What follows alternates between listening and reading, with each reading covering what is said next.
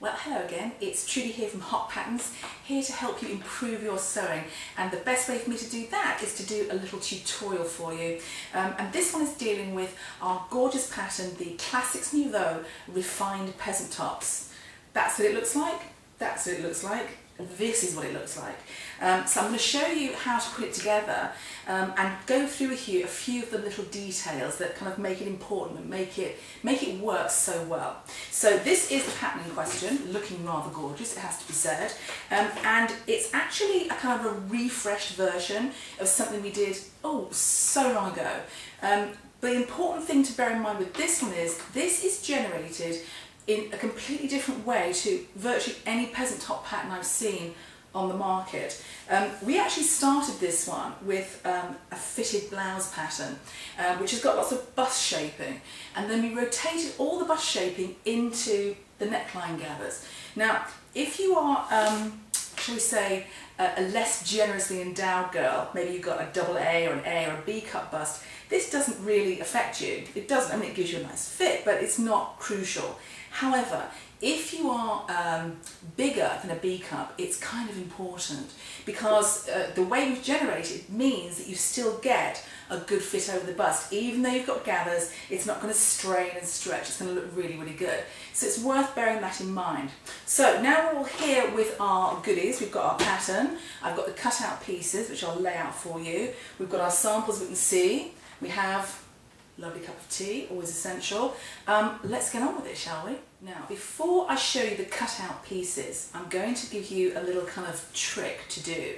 And this is about when you're applying interfacing, if you're going to cut collars or cuffs or anything like that.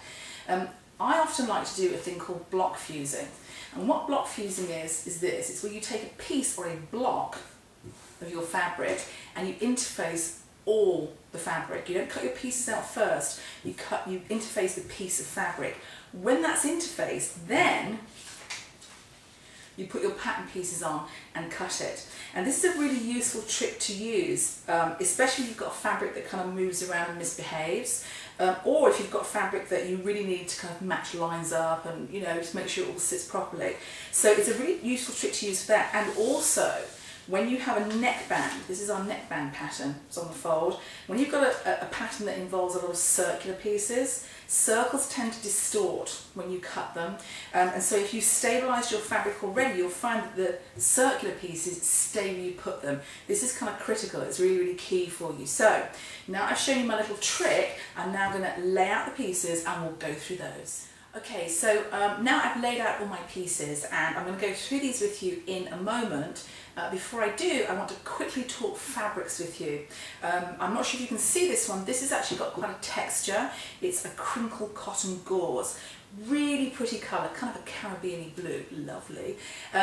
But this has meant, using this fabric, has meant that I have to do something very slightly different to what the pattern tells us to do, but I'll tell you about that in a moment. The other samples that I've got here, this one is a very, very lightweight rayon bamboo mix knit. I'm saying question mark, I'm not quite sure. Very, very drapey. This one is a cotton voile, floaty rather than drapey. And this one is a jacquard rayon, it's like a proper blouse weight. So you can see you've got lots of options with this top to do it in lots of different fabrics. And that's what makes it so versatile, you know, prints, plains, textures, you can do all that stuff. And of course you can add trims to it as well, along the hem, around the neckline. Really, it's entirely up to you. So let's look at this one. This is a crinkle cotton gauze, and because it is, I'm not going to use a couple of pattern pieces, and they are these. These are the hem facings. We've got very, very deep hem facings. That's our back one, cut on the fold, and that's our pair of front ones.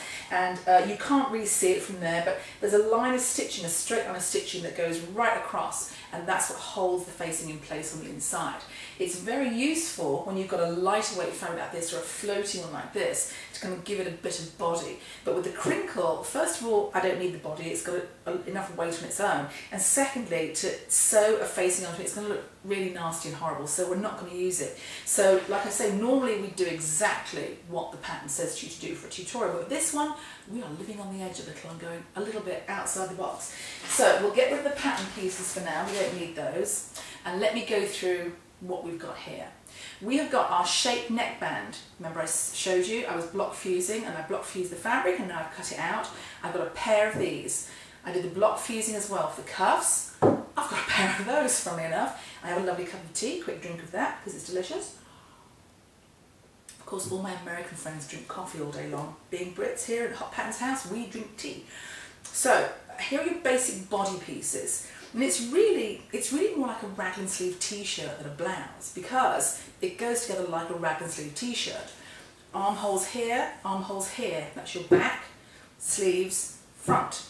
All you have to do before you pull all the body pieces together is you have to deal with this front neckline. And the front neckline is really, it's this V opening here. And what I normally do with this, and what the instructions tell you to do, is put a little bit of interfacing there and turn it twice. I'm going to come up in a moment to the camera and show you really, really closely so you can see exactly what I mean. But once you've done that, you have to stitch it and then join the two fronts so you've got a single front. So I'm going to go away and do that in a moment, but before I do, I'm going to also deal with our small pieces, our cuffs and our neckband. This is what I mean when I say turn it over twice. I have put interfacing on, you can see that little strip of interfacing there, I hope. Yes, there it is. And then I have overlocked it just really to give me a marker for where I want to turn it. I turn it once and then I turn it twice, and now I'm going to stitch that down, and that will give me a beautiful clean edge at the V-neck of the front. Okay, cuffs and neckband, these are kind of easy peasy.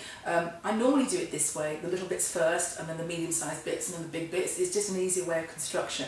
This is what we're going to do. We're going to sew the short ends along here to make a pair of loops for the cuffs. I will show you those. And with this, we are going to join the two neckbands around the inside edge only, around this edge only. Do not join them around the outside edge. Do you know how many times I've done that when we do the test for this? Too many times. Do it on the inside edge. Start at the very beginning, all the way around, and finish it. And then you're going to trim it and you're going to edge stitch it.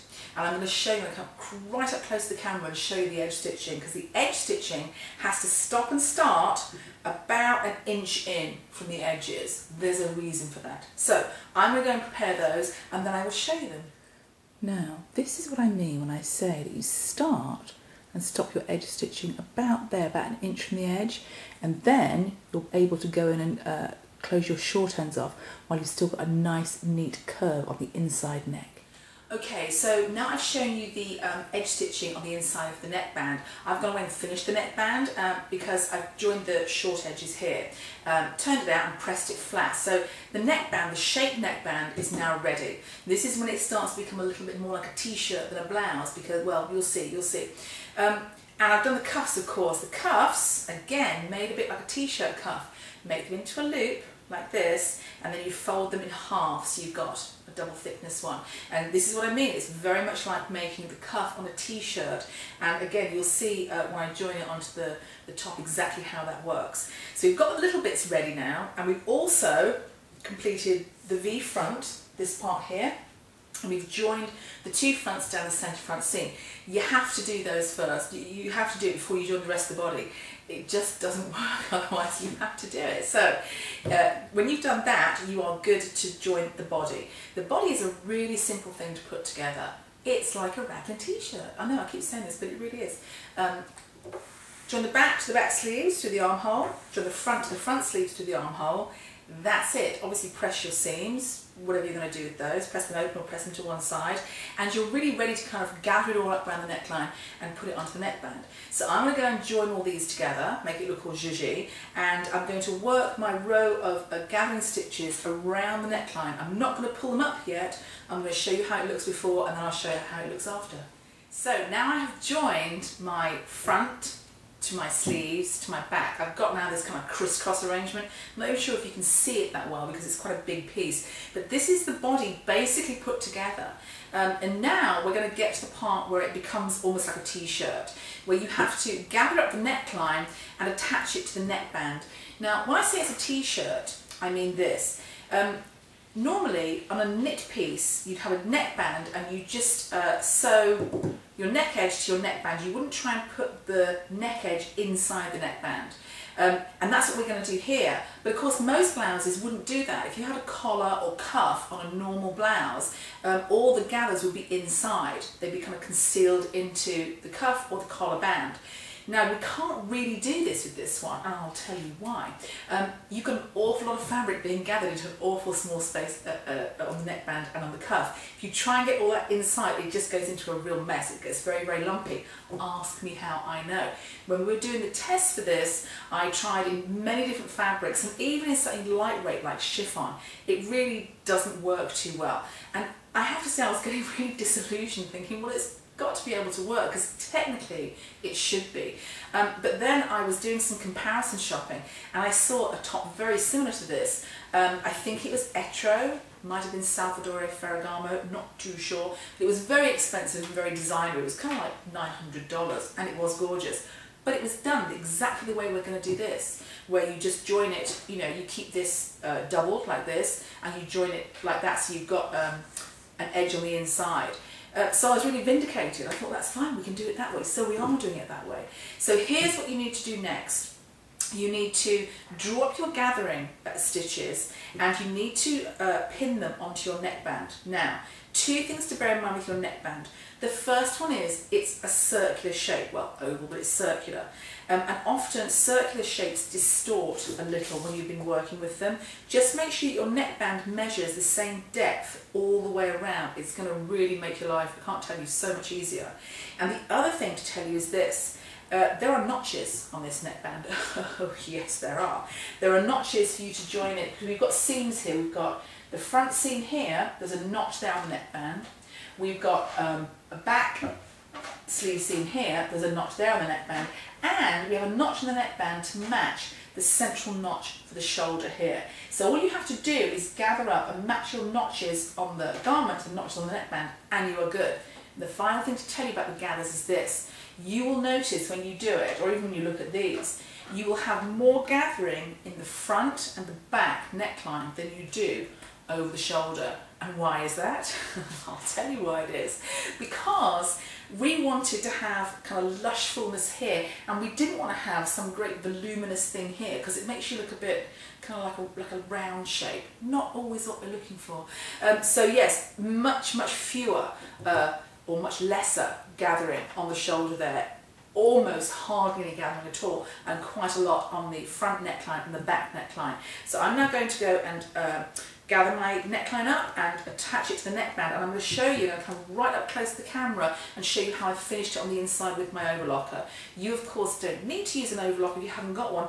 Pinking shears rule. Pinking shears will do really nicely for you. So yeah, I'm going to go and do that now. This is what I mean when I say that the neckband is attached as though it was a knit neckband on a t-shirt. So I've got some threads here.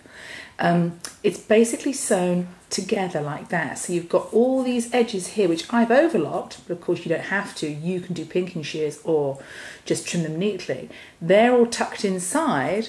The outside looks like that. Very lovely, as you can see.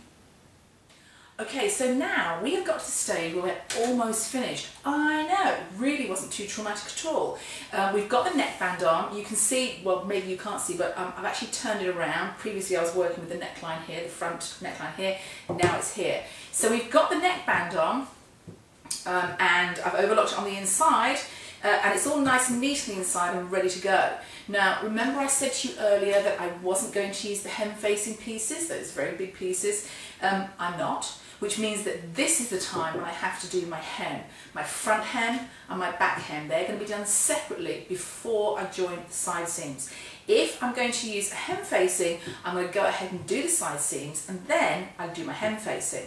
But that's just a choice really I've made because of the fabric I'm using, because doing a deep hem facing in gauze, it's never going to end well, can I just tell you that. Okay, so here's what we have to do now to complete this. Really only a couple of steps, hardly anything. Hem obviously, and then join it down the side seams, by which I mean, let's just flip that over there. There's your hem. You're going to join it all the way up the side seam and down to the bottom of the sleeve there, like that. Once we've done that, we are going to do the same on the bottom of the sleeve as we did on here. We're going to run some gathering stitches around it, gather it up and put it apply it to our cuff. Don't forget our cuff is doubled like that. So I'm going to go ahead and do that, and then you're going to see it finished. How easy was that? And haha, by the power of modern technology, here we have it, our lovely finished refined peasant blouse. Now you can see quite clearly the gauze is very crinkly and lovely, and actually to encourage it to go back to its crinkle on the places where I've pressed on the seams, I threw it in the tumble dryer with a wet towel, a kind of tea towel, for 10 minutes, but of course it will crinkle even more when it's been in the laundry a couple of times, so that's just how gauze behaves. Now you can see from this one, this is very summery, really summery. I mean, cotton gauze, what could be more summery? But if you choose your fabrics wisely on this one, you can get year-round mileage from this pattern, which is always good, let's be honest. So lightweight fabrics for hotter weather, something with a little more kind of coziness for the cooler weather, something like a very fine sweater knit would work. And obviously year-round blouse weights like this, lightweight t-shirt weights like this are going to work so well. So now you've seen how to make it, and come on, it's really simple. If you can make a t-shirt, you can absolutely make this. So now I suggest you rush off and make loads of them.